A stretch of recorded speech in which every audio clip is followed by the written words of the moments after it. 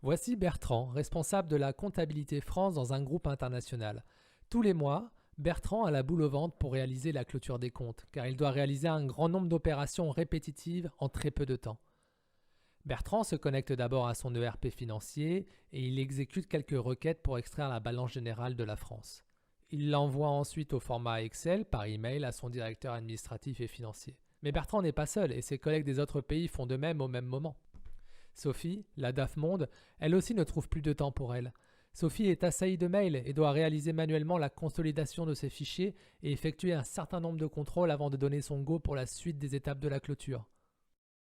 Pendant ce temps, David reçoit des centaines de bons de commande par jour par mail de la part de ses clients. David doit traiter tous ses emails et créer manuellement dans un ERP les commandes en saisissant les données une à une et en chargeant le document de commande attaché par email. Toutes ces situations sont le terrain de jeu du RPA. Ce sont des tâches longues et répétitives. Voyons alors comment définir le RPA ensemble. Le RPA est l'acronyme pour Robotic Process Automation. Le RPA est une technologie d'automatisation et peut être considéré comme faisant partie du BPA pour Business Process Automation.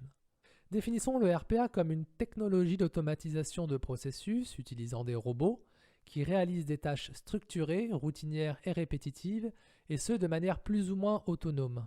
Alors quand je dis robots, ce ne sont pas des vrais robots physiques, ce sont plutôt des programmes informatiques. Ces robots sont plus ou moins autonomes car il existe différentes méthodes et niveaux de maturité et c'est ce que nous allons voir maintenant.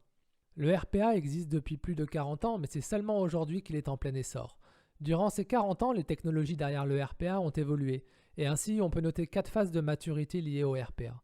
Le premier type de RPA historique, c'est le RPA assisté. On parlera d'Attended RPA ou de RDA pour Robotic Desktop Automation. Ce RPA est partiellement automatisé et agit en tant qu'assistant virtuel.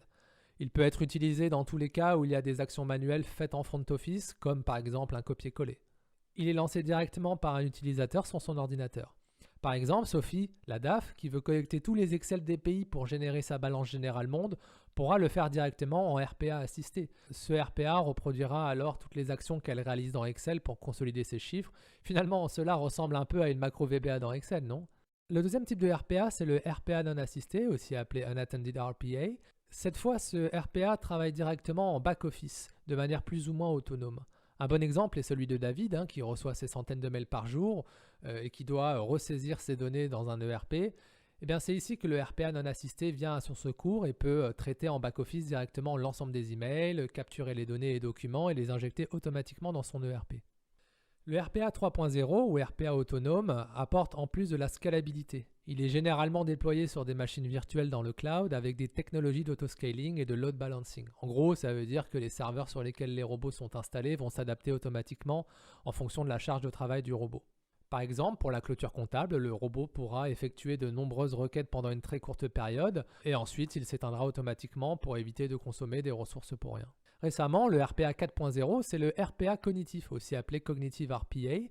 C'est le mixte entre intelligence artificielle et le RPA. On parlera aussi d'IPA pour Intelligent Process Automation. Donc en gros, le RPA plus intelligence artificielle égale IPA. Ici, le machine learning et le NLP permettent de traiter des données non structurées et de faire notamment de l'analyse prédictive, de la détection automatique de texte, etc. Si tu veux en savoir plus sur l'intelligence artificielle, je t'invite à regarder et à cliquer sur le lien en haut à droite pour voir la dernière vidéo sur le sujet. Passons maintenant aux fonctionnalités du RPA. Le RPA couvre 3 grandes fonctionnalités. La première, c'est de reproduire des actions humaines, c'est-à-dire faire du copier-coller, remplir un formulaire, déplacer des documents ou des données, consolider des données, exporter ou importer. La deuxième fonctionnalité, c'est le fait d'automatiser des tâches associées à des règles. Cela ressemble beaucoup à la gestion de workflow, vous me direz. Eh bien oui, tout à fait, le RPA permet d'exécuter des procédures, faire des calculs, effectuer des contrôles, mais il peut aussi aller beaucoup plus loin avec de l'intelligence artificielle et récupérer de l'information par le scrapping. On parlera notamment de l'OCR pour Optical Character Recognition. Bref, le RPA sait lire et interpréter textes et documents automatiquement. Dernier élément, c'est sa capacité à automatiser des tâches entre applications. Bref, à intégrer des applications entre elles. Accéder et lire à des bases de données, accéder à des ERP qui n'ont pas d'API, se connecter à des API existantes et les requêter. Tout cela sont des fonctionnalités du RPA. Dernier élément, on notera l'importance du low-code en RPA, c'est-à-dire la capacité à réaliser ces développements sans coder directement. Rapidement, si on regarde la valeur apportée par le RPA, on peut distinguer deux apports principaux. Le premier, c'est la productivité. Le RPA va apporter de la fluidité dans les opérations métiers en libérant du temps passé sur des tâches longues et répétitives, et donc cela va permettre plus de temps alloué sur des tâches à plus haute valeur ajoutée.